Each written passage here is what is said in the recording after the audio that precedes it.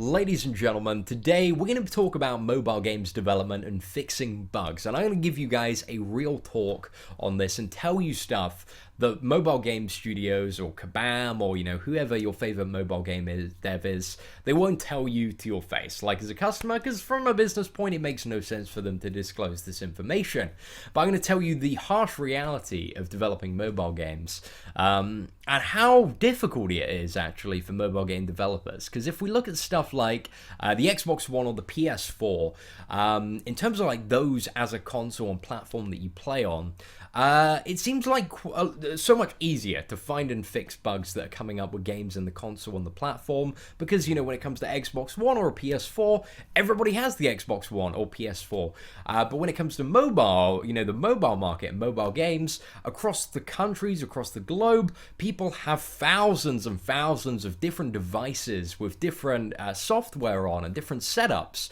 So it's widely different. There are so many more factors and variables that could cause errors to occur. And that's the kind of very important thing to think about, is how many different mobile devices there are, right? You need to keep that in mind. Now, let's talk about it from a business perspective, right? Kabam and a lot of mobile developers are moving towards free-to-play games. And free-to-play games, their whole business model hinges on the percentage of players that have a surplus, a large amount of disposable income to spend on in-game items to, generate revenue for the game so they can keep going as a business, so they can keep developing the game. And that is what is very, very important to them. In terms of their marketing and business priority, that is the largest part. And they are not going to cater to anybody that they don't believe is not going to, spend at least a decent amount of money, because spending time and money having engineers fix the issues is incredibly expensive, right? And when it comes to this consumer, like the ideal consumer that has a large amount of disposable income, in terms of what phone they're going to have, they're probably going to have the latest and greatest phone, right? If somebody has a large amount of money, if they fit into this criteria of a whale or a high-spending player, they are going to be the player that has, the latest iPhone 7, 6S, some of the latest, Android phones. I don't know too much about the models there, but they are going to be catering toward the people that have those really, really high-end phones and that have a large amount of disposable income, because, the correlation between the two is pretty much perfect most of the time. So that's something to keep in mind.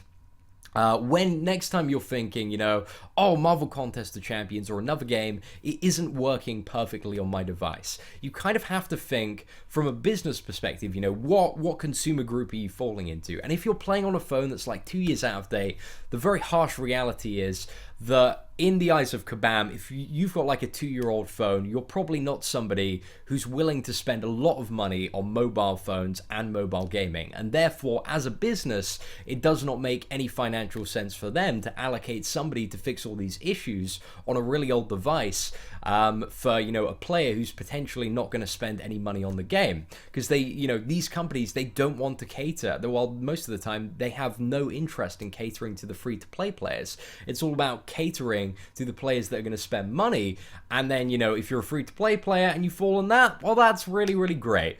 But, that is kind of the thing that you need to bear in mind. These companies are always looking at it from a business perspective, and they're always going to be catering to the people that have the money, have the latest devices. So, if you're in a group like that, then great.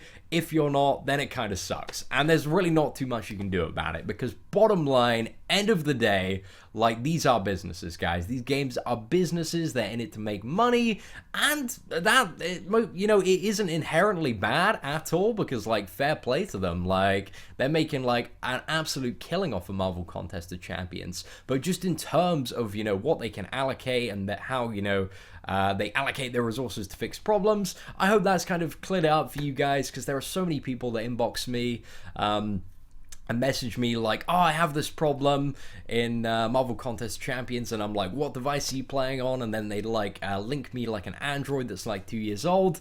And the very harsh reality, which, I'm just being real to you guys, just trying to tell you 100% how it is, how it works.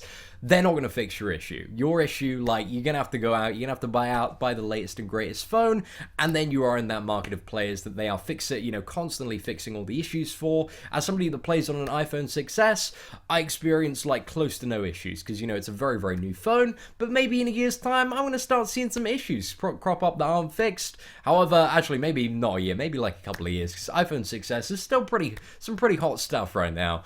But yeah, that's just something to keep in mind when it comes to mobile game development, just a broad spectrum of mobile phones and how they only want to focus on the people that have the latest and greatest phones because they have the money to spend to make more money. And yeah, hopefully that gave you an insight into kind of how mobile game studios will prioritize their resources efficiently. Hope you guys enjoyed the video. Again, it wasn't like a super positive one, but it was just a real talk as to how, this all works from their perspective. So, ladies and gentlemen, if you enjoyed the video, if you enjoyed that wall being shattered, hit that like button, that'd be greatly appreciated. Apart from that, guys, thank you very much for watching the video. Hope you enjoyed it, take care, and have an absolutely fantastic day.